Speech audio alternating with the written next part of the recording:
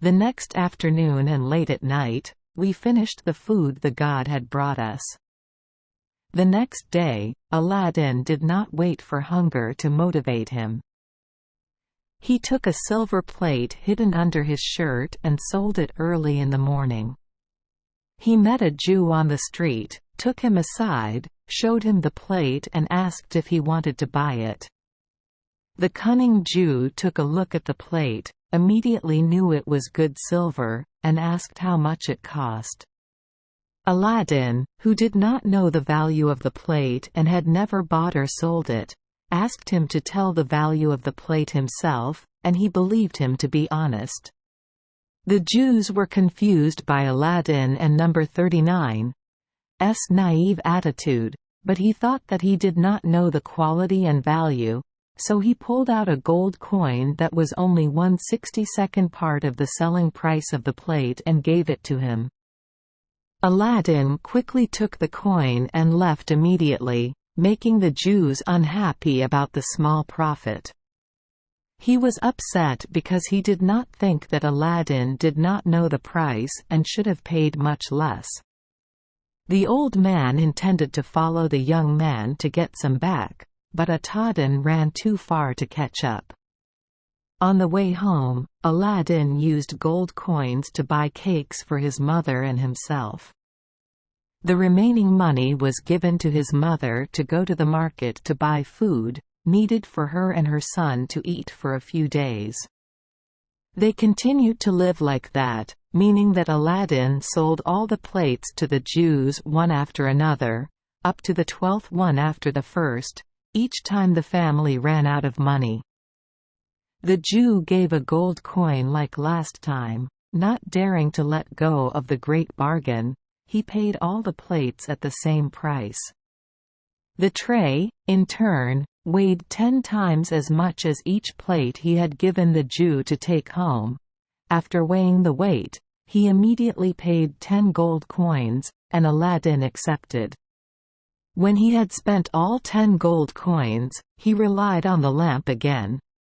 Holding the lamp in his hand, he looked for the place where his mother had rubbed it. He rubbed it as his mother did, and the previous genie immediately appeared. Because Aladdin rubbed him more gently, he said in a softer voice, "What do you want?" "I am ready to obey as his slave, and so are all who have the lamp in their hands, me and the other slaves of the lamp." Aladdin said, "I and number 39 am hungry, bring me something to eat." The god disappeared, returned a moment later, put a meal like last time on the sofa and disappeared. Aladdin and number 39's mother was informed of her son and number 39's intentions and went out to do some work so as not to be home when the genie appeared. Not long after, she returned, almost as surprised as before about the magical effects of the lamp. Mother and daughter sat at the table and after finishing eating, the rest of the food was still enough for the next 2 days. When Aladdin saw that there was no more bread or other food in the house, and no money to buy it, he took a silver plate and went to find Jews to sell. Passing by a jeweler and number 39's shop, a man respectable for his age, honest and upright, suddenly he called him in and said, "Son, I saw you pass here many times holding something like you always did when you came to meet the Jews and returned without holding anything. I imagine you sold to him." Perhaps he did not know that he was a trickster, even trickier than other Jews, and those who knew clearly did not have anything to do with him. I and number 39 am telling the truth. You show me what you have and want to sell, I will pay the right price if it suits me, otherwise I will introduce you to other traders who will not cheat you. Hoping to get more money, Aladdin pulled out the plate from under his shirt and showed it to the jeweler. The old man knew it was pure silver, so he asked if he would sell plates like this to the Jews and how much would he pay. Aladdin innocently said he sold 12 of them, each for 1 gold coin. The jeweler concluded, "Wow, thief! But son, what a number 39's done is done. Don and number 39 think about it anymore. Let me show you how much the plate is worth. It is the best silver I use in the shop. You will know clearly how much the Jew deceived you."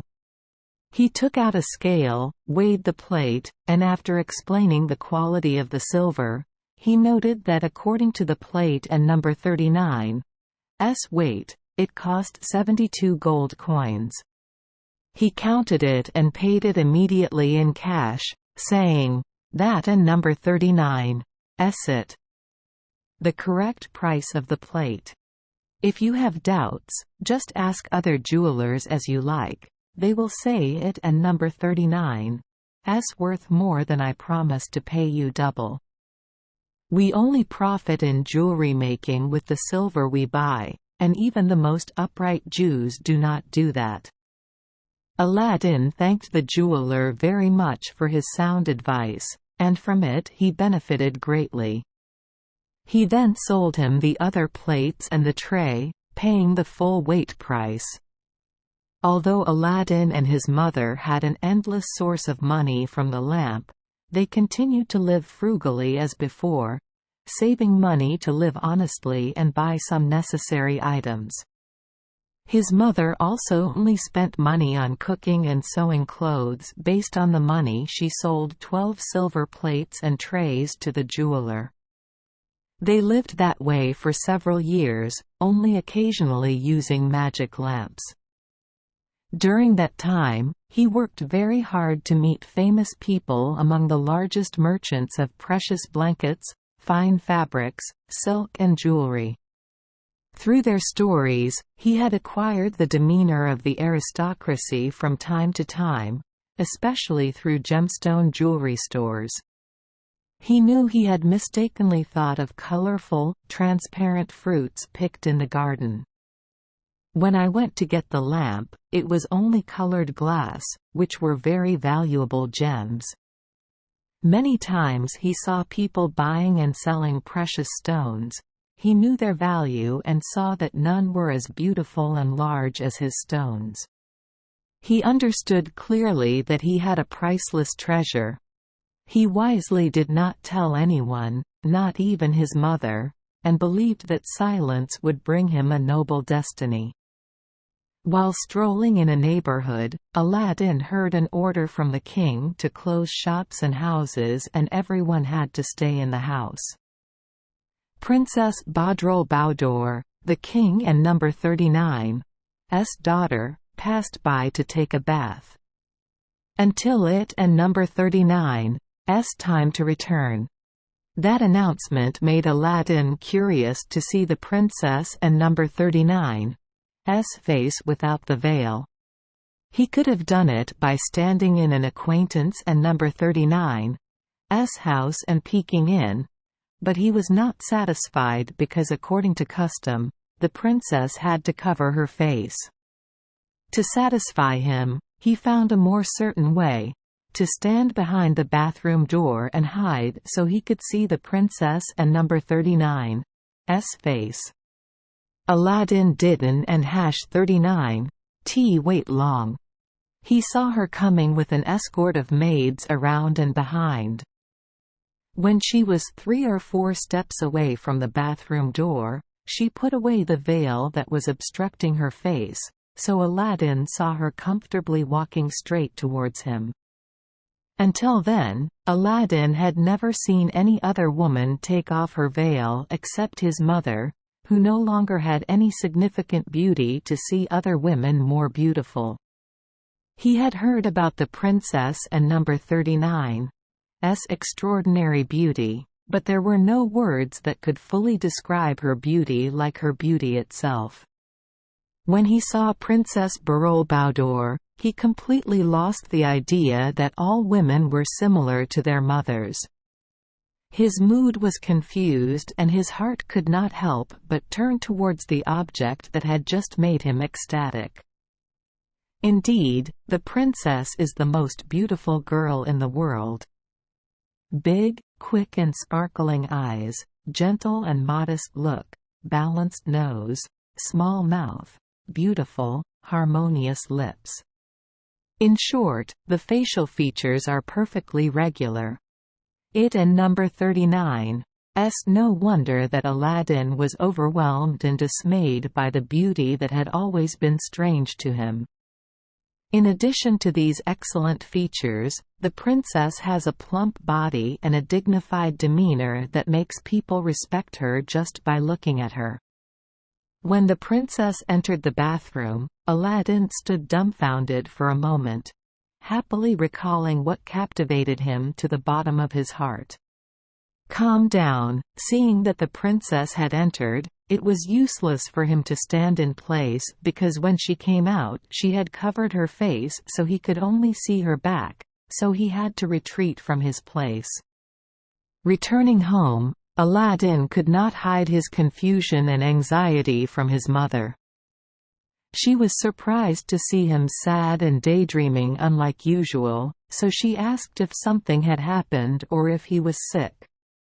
He did not answer, but absent-mindedly sat down on the sofa, preoccupied with drawing the wonderful image of Princess Badroulbadour.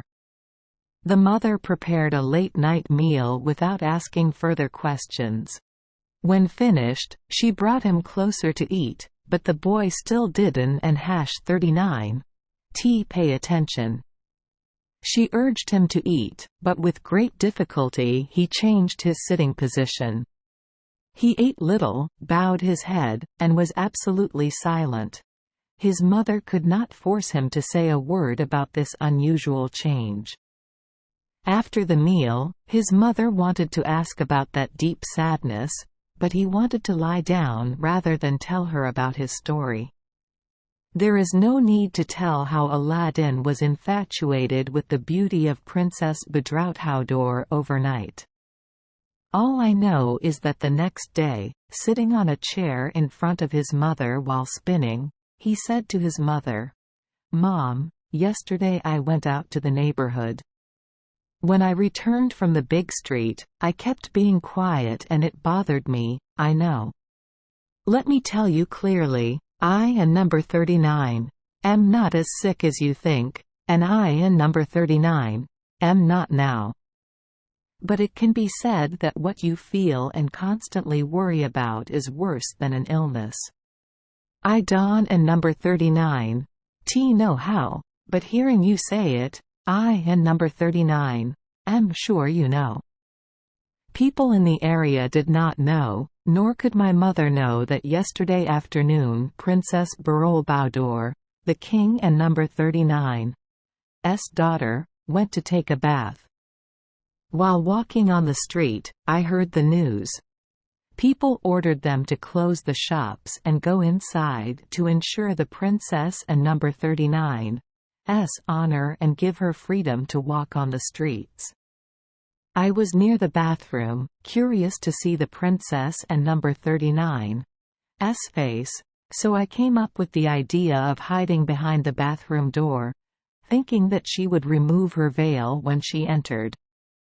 I know how the door is arranged and I can guess that you looked at her comfortably. In fact, she died while going to the bathroom and I had the privilege of admiring the beauty of the princess. Mom, that and number 39's the reason why I came home and kept quiet until now. I love the princess so fiercely that I cannot express it to you.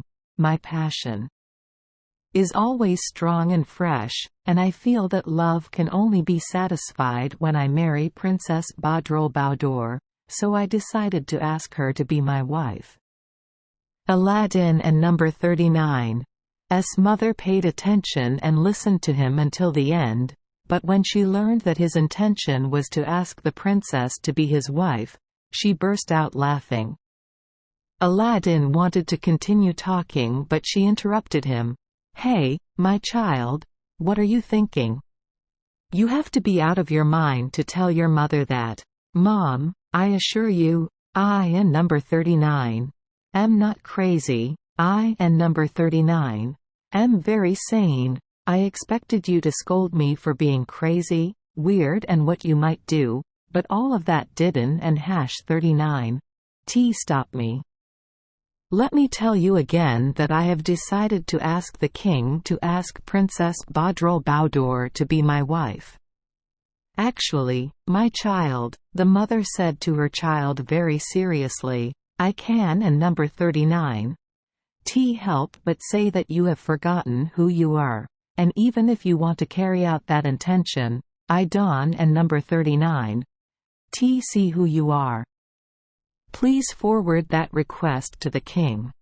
Thanks to my mother, no one else. Thanks, Mom, the mother cried out in surprise. Come to propose to the king? Rub. I and number 39 am not committed to doing that. Who are you, son, to dare to think so arrogantly of the king and number 39's daughter? Have you forgotten that you are the son of a lowly tailor in the capital and of a mother of not noble origin? Do you know that kings do not bother to marry their daughters to their sons who do not hope to have the same noble position as them? Mother, replied Aladdin, I said I had already anticipated what you had just told me, and I said the same about what else you might say. No matter what you say or your attitude, you can and number 39 change your feelings. I told you to ask your mother to ask Princess Badrul Baudur to be your wife, and that was with respect, please. I beg you not to refuse if you don and number 39 want me to die rather than give me life again. Aladdin and number 39's mother was very confused when she saw her son stubbornly intending to stray away from reason. She said, Son, I am your mother, so there is nothing more reasonable and appropriate for you than to be willing to do that because I love you. If we talk about your marriage with a neighbor girl whose conditions are the same or nearly the same as yours, I will not mind anything and will wholeheartedly help you with all my abilities. When poor people like us want to get married, we first have to think about what we will do to live. But without thinking about my poor origin, about my talent and meager wealth, I dreamed too high to reach the highest level of destiny. My ambition was too great, when I wanted to ask the princess to be my wife, the daughter of the king but only one. The voice is enough to drown and crush the child. I want you to think about that absurd thing. Mom talks about relating to her. How could I have the unusual idea of telling my mother to come and ask the king to let me marry your son? Even though my mother was not bold enough to come to the king with such a ridiculous proposal, who would let her in? Do you think the first person who heard me explain and refused to accept me was crazy and chased me away in disgrace? I also think that meeting the king is not very difficult. I know that one can go to the king to ask for a lawsuit, ask for favors and be accepted by him if worthy. But are you in that situation? Do I deserve to ask for favors? What have you done for your king and country? If that and number 39's not possible, how dare you come and suggest it? How dare mother open her mouth in front of the king and number 39's majestic demeanor and the dazzling sight of the royal court? There and number 39's another reason. Son, people don and number 39's come to ask the king about something without a gift in hand. At least the gifts were beneficial, and even though he refused the favor, the king still condescended to listen to the presentation. What gift do you have? And if I had something worthy of the attention of such a mighty king, how could it compare with my request? Look at yourself and think about what you can and number 39's T hope to achieve? Aladdin silently listened to his mother and number 39's advice to give him up, and after thinking about all the reasons, he said to his mother, "Mother, I admit that I have been very bold with plans to go beyond the requirements of the situation." Mother enthusiastically came to propose to the king and number 39's daughter without first creating favorable conditions for her. "I ask your forgiveness. But my intense passion makes me unable to imagine all the things that can satisfy me. I love Princess Baroulbadour beyond what you can imagine. The more I admire her, the more determined I am to marry her. This is a definite matter, firmly established in your mind. Thank you, Mom, for suggesting to me the first step that promises to bring results." Mom said that normally asking for an audience with the king requires a gift, and I, Don, and number 39's deserve anything. "I agree about the gift. I confess I didn't, and #39's think about it." Mom said I, Don, and number 39's have anything worth giving. Don and number 39's you think the things I brought back the day I escaped death in the cellar are not a significant gift to the king? You talk about what you carry in 2 bags and put on your belt, which we think are colored glass balls, which are priceless gems only suitable for great kings. All the gemstones seen in gem stores cannot compare in size and beauty with the stones we have, but they are sold at extremely high prices. Actually, we do not know the price of our precious stones, but from the experience I have had, I am sure they will be a very pleasing gift to the king." Mom took a large porcelain vase, poured in precious stones of all colors, and kept carrying it around to see what the effect would be. Aladdin and number 39's mother brought out the porcelain vase, and her son took out precious stones and arranged them in it. Under the daylight, the different colors of the stones shone and sparkled to the point that it dazzled and shocked his mother because they had only seen them before.